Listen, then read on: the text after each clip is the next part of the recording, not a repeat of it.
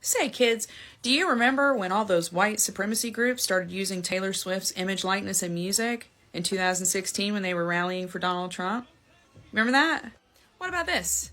Do you remember how when she got a ton of backlash and papers like the New York Times were saying, why isn't Taylor Swift condemned white supremacy?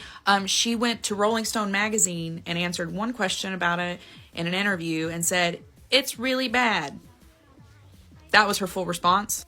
And do you remember how she then tried to sue the working class blogger who talked about it and who also wrote a very detailed piece about all the dog whistles that were in the music that was being released at the same time that all like the Charlottesville stuff was going on?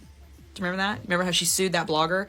And then the ACLU actually had to get involved with Miss Taylor, and the ACLU had to say, hey, Taylor and your people, stop bullying writers and stop trying to violate their First Amendment rights because you don't like what they've said about you, which is a valid criticism. Do you remember that? Do you remember that?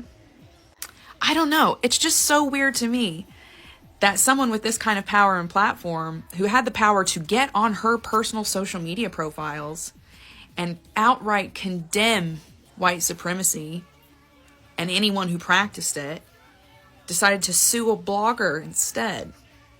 Why would you want to silence a blogger? By the way, if you Google Taylor Swift white supremacy, you'll get this, but you won't find the big stories where she did the same lawsuit to the white supremacy groups.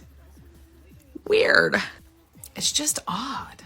Like, why would you silence the blogger before the white supremacy groups? And then years later, why would you date someone with the same beliefs? Weird. And why were you in that picture with that guy with the swastika on his t-shirt? So weird. And what about those anti-black girlfriends in your eating girl gang? Yeah? Odd.